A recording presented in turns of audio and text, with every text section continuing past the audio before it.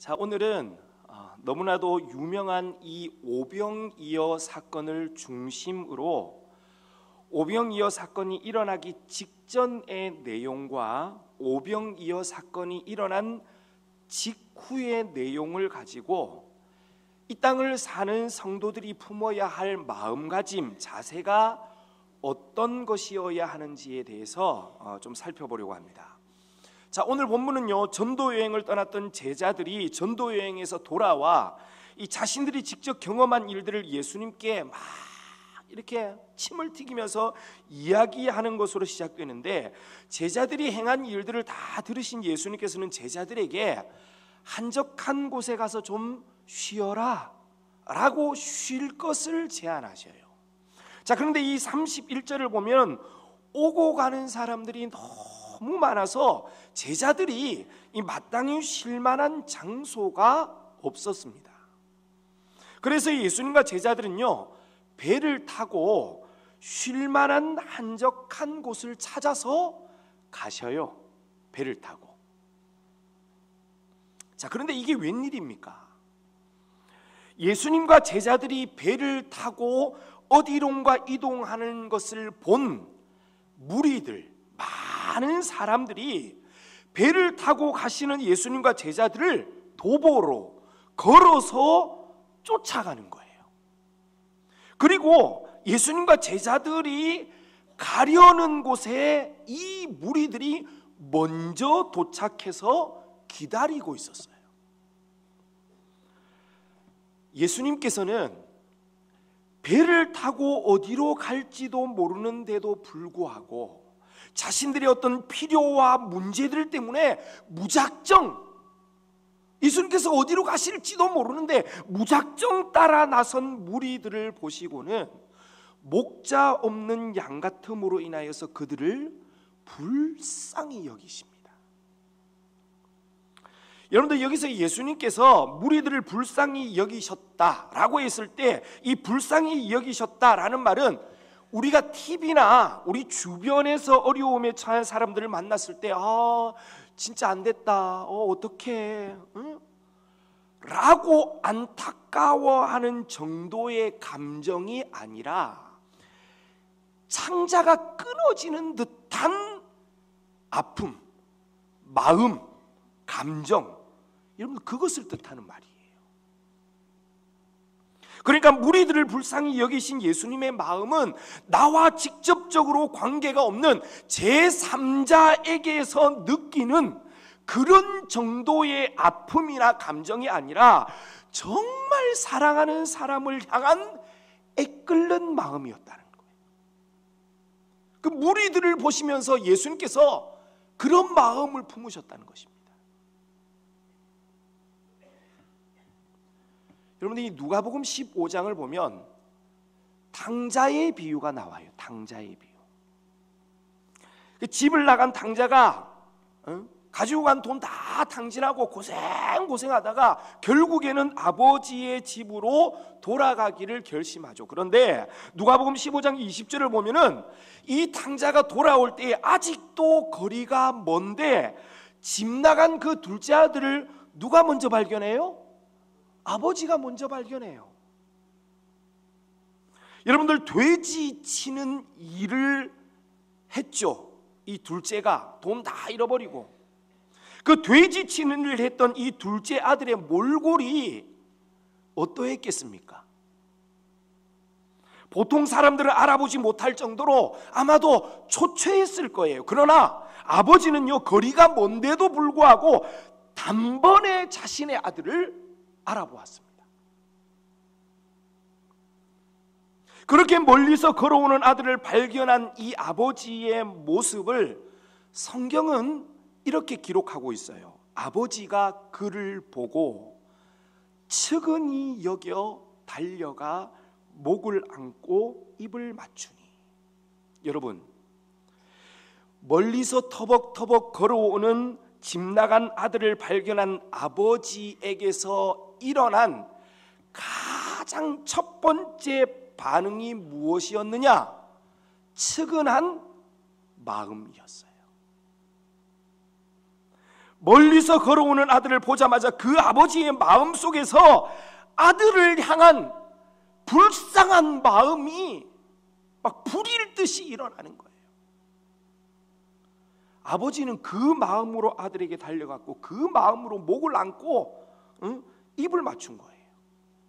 자, 여러분, 이 탕자의 비유에서 아들을 보고 측은히 여겼다, 여기에 사용된 헬라어 단어와 오늘 우리가 읽은 이 본문의 무리를 보고 불쌍히 여기셨다에 사용된 헬라어 단어가 같은 단어예요. 같은 단어. 무슨 말이냐? 오늘 본문의 무리를 보시고 그들을 불쌍히 여기신 예수님의 마음은 집을 나갔다 돌아오는 아들을 향한 아버지의 마음과 똑같은 것이었다는 거예요.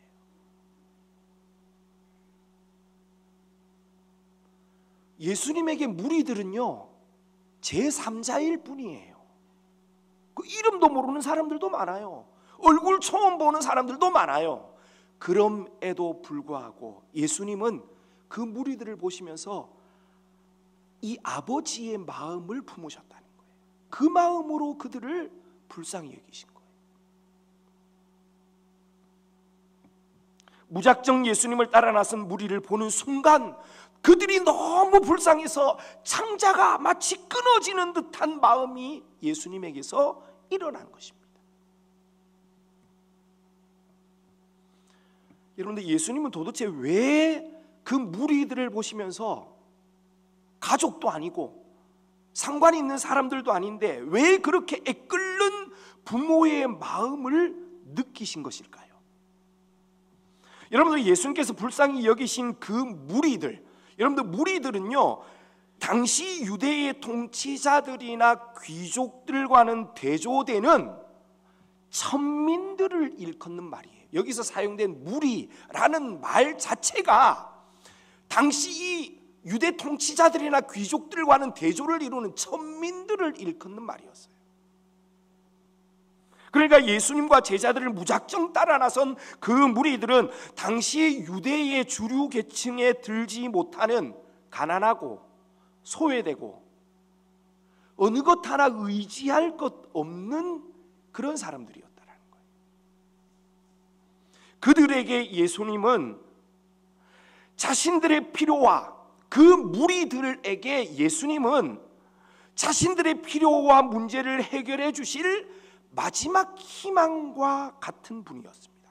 그래서 이 무리들은요, 예수님께서 어디를 가시든지 그곳이 어디인지도 모르면서도 그냥 무작정 따라가는 거예요. 예수님은 그렇게 의지할 곳 없어서 자신을 따라다니는 그 무리들이 목자가 없어 이리저리 다니는 양 같아 보여서 창자가 끊어지는 듯한 아픔을 느끼셨던 거예요.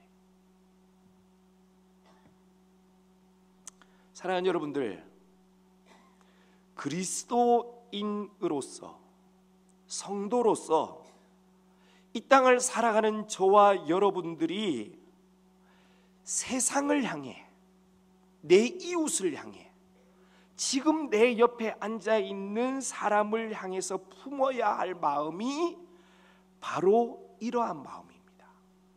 예수님께서 품으셨던 아버지의 마음. 여러분들, 우리가 왜 세상을 향해 예수님께서 품으셨던 아버지의 마음을 품어야 합니까? 그것은 성도들이 아버지의 마음을 품지 않고서는요, 결코 세상을 변화시킬 수 없기 때문이에요. 여러분, 마음이 다르면 걱정의 깊이가 다르고, 걱정의 깊이가 다르면 문제를 해결하려는 의지나 행동도 달라질 수밖에 없어요. 무슨 말인지 이해가 되십니까? 우리가 어떤 마음을 품느냐에 따라서 세상을 향해 나아가는 저와 여러분들의 의지나 행동도 달라질 수밖에 없다는 거예요. 여러분, 그렇기 때문에 우리 안에 아버지의 마음이 필요한 거예요. 여러분, 오늘 본문을 보면 예수님은 마을과 멀리 떨어져 있는 그 빈 들녘에, 그것도 어둑어둑 날이 저물어 가고 있는 때에 오직 자신만을 바라보며 자신만을 의지하여 따라 나선 무리들을 도저히 그냥 돌려보낼 수가 없었습니다. 그래서 제자들에게 예수님께서는요, 너희가 먹을 것을 주라, 저들에게 말씀하셨던 거예요. 여러분들, 예수님께서 제자들에게 그렇게 말씀하신 것은 예수님 안에 그 무리들을 향한 아비의 마음이 있었기 때문이에요.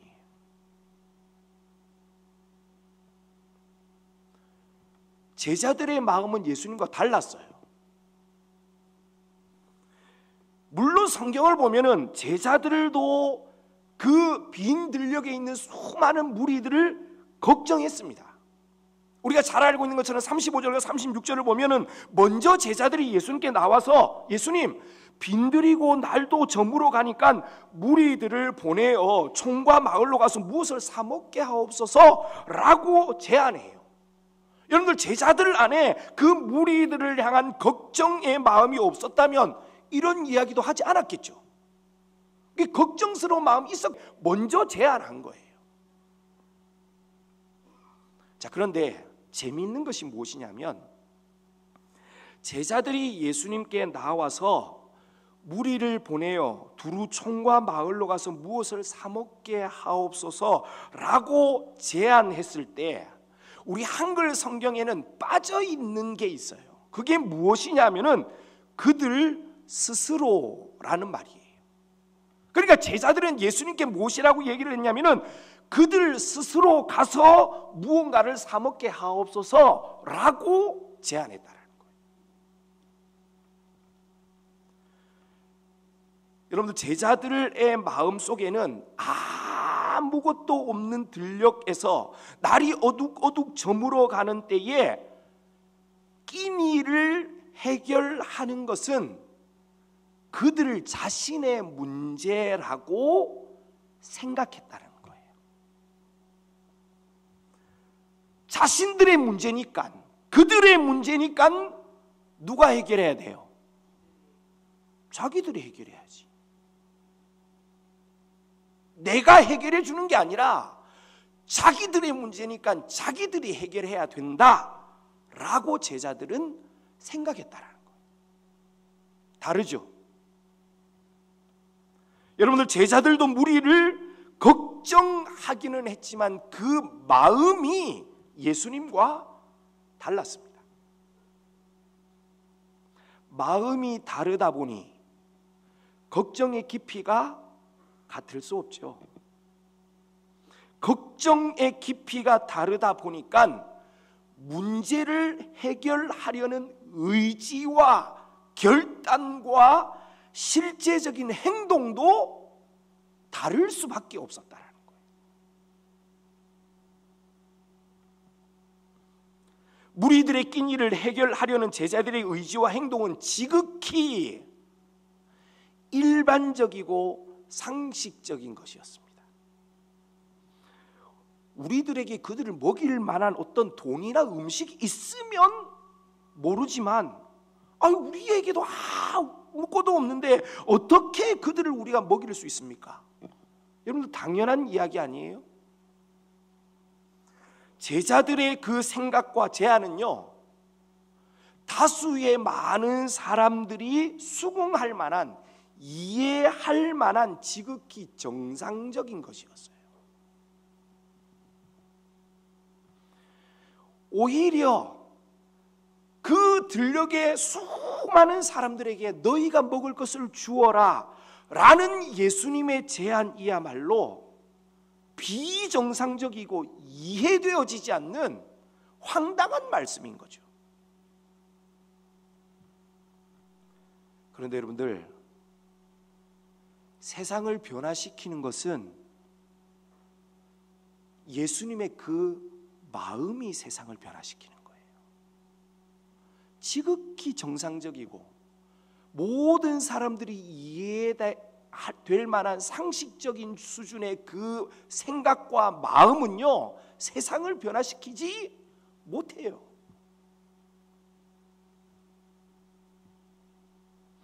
여러분들, 평범한 관계, 평범한 마음에서는요, 일반적이고 상식적인 수준의 해결책과 행동이 나올 수밖에 없습니다. 당연한 것이죠. 그러나 우리가 기억해야 할 것은 그렇게 일반적인 수준의 의지와 행동으로는요, 결코 세상을 변화시킬 수 없어요. 그렇기 때문에 여기 앉아있는 저와 여러분들이 품어야 할 마음은요, 아비의 마음이에요.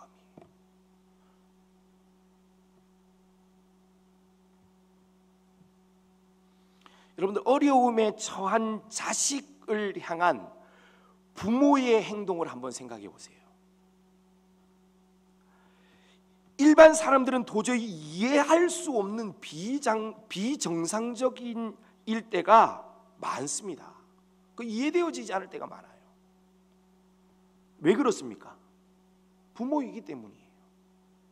다 내어줍니다. 나에게 없으면 빚을 내서라도 줘요. 이게 부모의 마음이에요.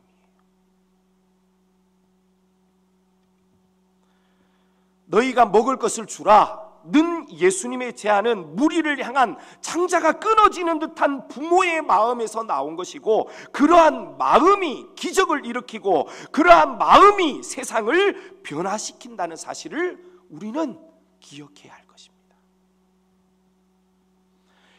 이 팬인가 제자인가라는 이 책을 쓰신 이 카일 아이들먼 목사님께서 어느 날 집에서 이 TV를 보다가 밥을 먹지 못해서 배가 이 뿔룩 나온, 우리도 가끔 보잖아요, 그죠? 뭐 이렇게 못 먹어가지고 아프리카의 아이들, 배가 뿔룩 나온 그 아이들을 보았다고 합니다.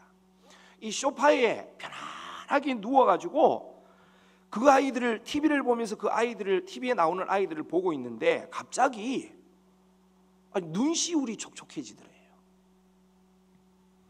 밥을 못 먹어서 배가 풀룩 나온 그 아이들의 커다란 눈망울이 이 목사님의 가슴을 적신 거예요. 얼마 지나지 않아서 이 목사님은요, 엄청 뿌듯한 마음으로 그 소파에서 일어났다고 합니다. 아니, 이름도 모르는 그냥 TV에서 나오는 그 아이들을 보면서 모든 사람들이 마음 아파하는 것은 아닐 텐데 눈물을 흘리면서까지 함께 공감하고 아파한 자신이 내심 너무 뿌듯한 거예요. 자랑스러운 거예요. 에?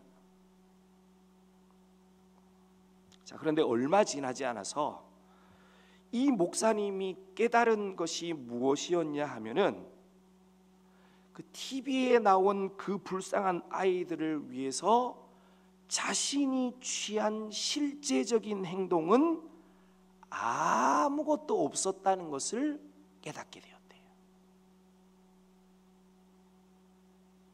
눈물 흘리면서 막 되게 마음 아파했어. 공감했어요. 어떡해 진짜 쟤들. 그런데 실제적으로 뭘 한 건 아무것도 없어요. 여러분, 이웃을 향한, 세상을 향한 그리스도인들과 교회의 모습이 이와 같을 때가 얼마나 많은지 모릅니다. 같이 마음 아파해요. 공감합니다. 슬퍼해요. 그런데 실제적으로 뭘 하지는 않아. 그렇게 해서는 세상을 변화시킬 수 없어요.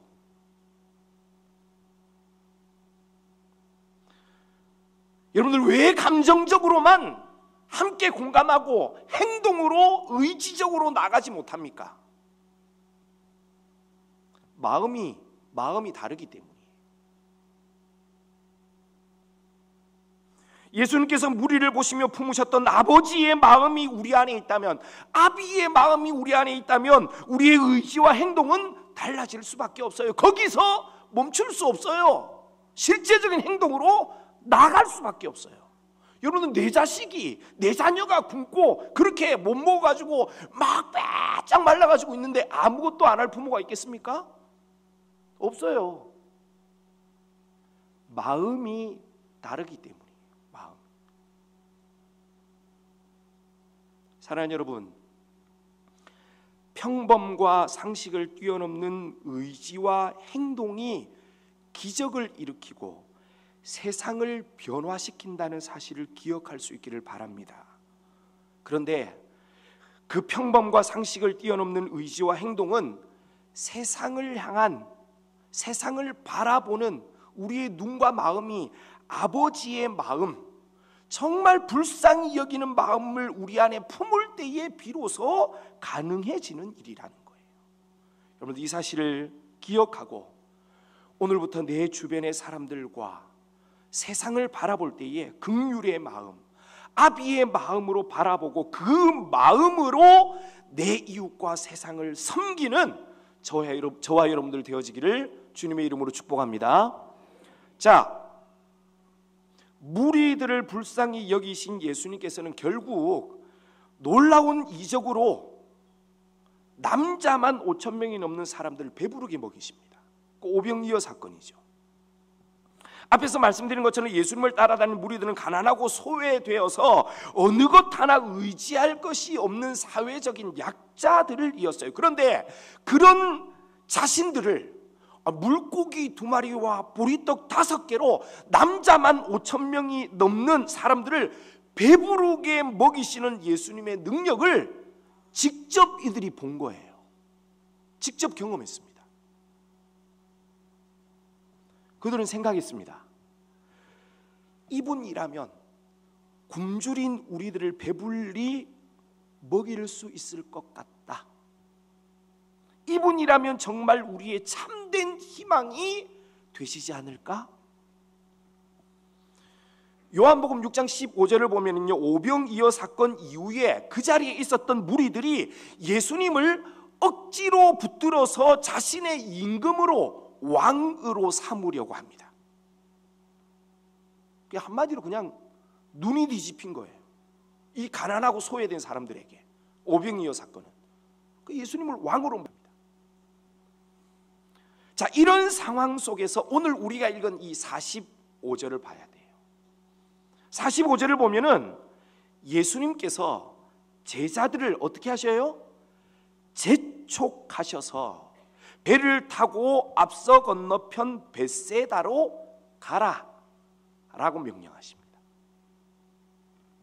여러분들, 여기서 예수님께서 제자들을 재촉했다라는 이 말은요, 억지로, 강제적으로라는 의미를 가지고 있는 단어예요. 그러니까 예수님께서 제자들을 억지로, 강제적으로 이 배를 태워 건너편 벳세다로 제자들을 보냈다라는 말은 제자들이 예수님이 명하시는 그 건너편 벳세다로 가고 싶었다는 거예요? 가기 싫었다라는 거예요? 가기 싫었죠, 당연히. 제자들은 가기 싫었어요. 여러분들, 복음서의 제자들은요, 시종일관 자리에 관심이 있었던 사람들이었습니다. 예수님이 십자가를 지시든 말든 그 일에는요, 제자들은 관심 없었어요. 마지막 순간까지.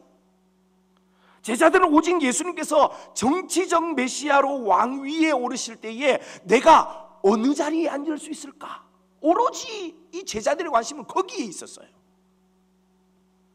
자, 그런데 지금 오병이어 사건 이후에 그 수많은 무리들이 예수님을 왕으로 삼으려고 하는 거예요. 이 제자들이 꿈꾸던 일이에요.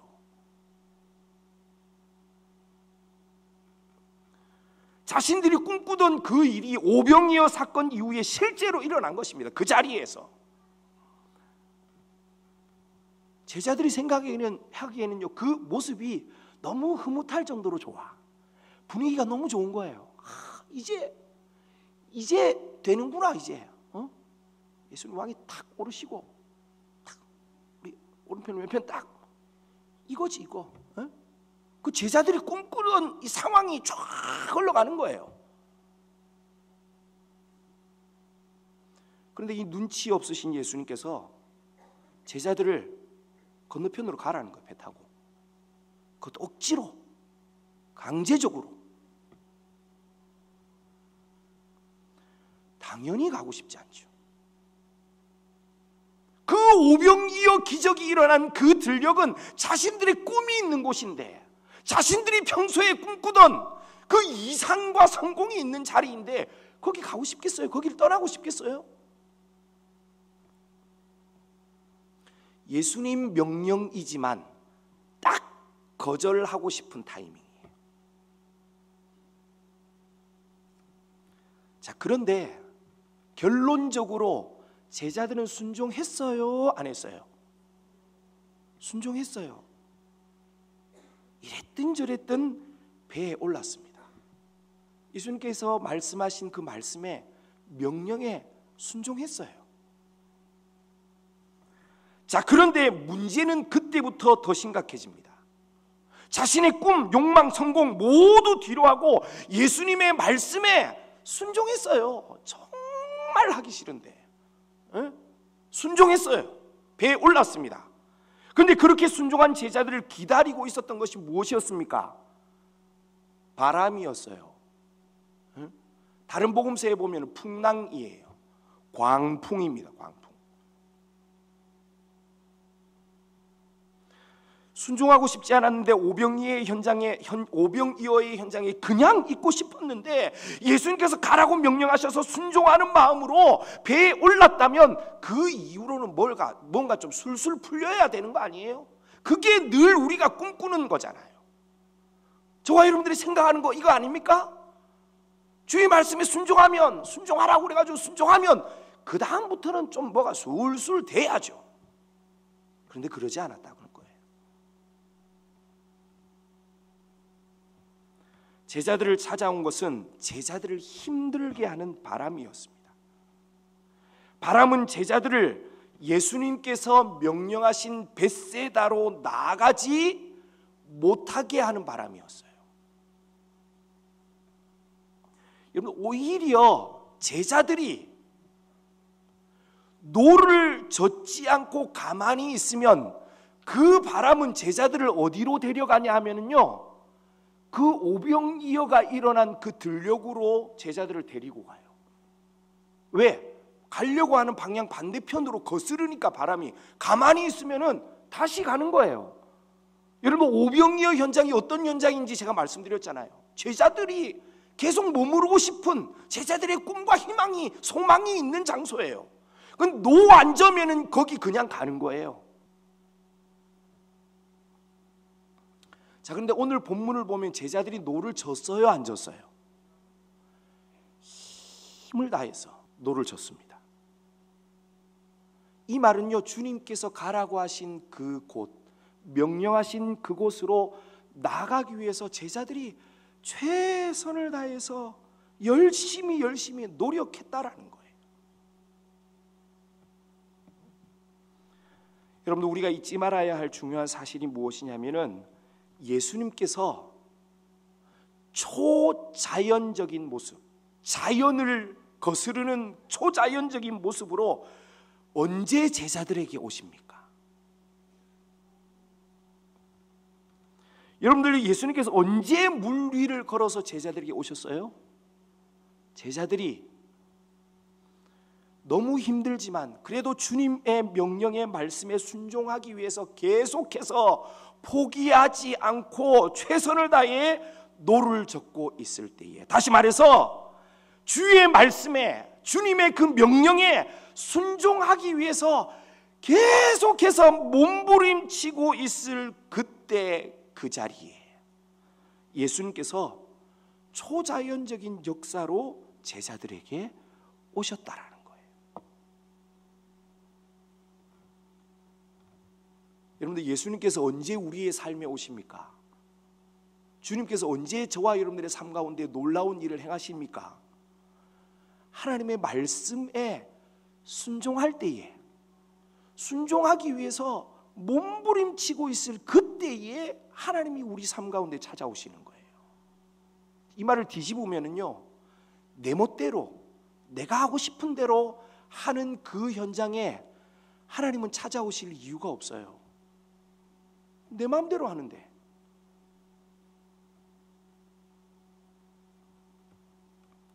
사랑하는 여러분들, 이 땅을 사는 성도들이 품어야 할 두 번째 마음가짐, 자세는 하나님의 말씀에 순종하는 삶이에요. 첫 번째는 세상을 향해 불쌍히 여기는 아비의 마음을 품는 것이고, 두 번째로는 말씀에 순종하는 자세입니다. 여러분들, 그 결과가 어떠하든지 여러분 그러한 모든 것들을 접어두고 하나님의 말씀에 순종하는 것이 성도들의 삶, 그리스도인의 삶이라면 여러분, 우리는 결과가 어떠하든 그것과 상관없이 주의 말씀에 순종하는 삶을 살아야 되는 줄로 믿습니다. 그것이 저와 여러분들의 삶이에요.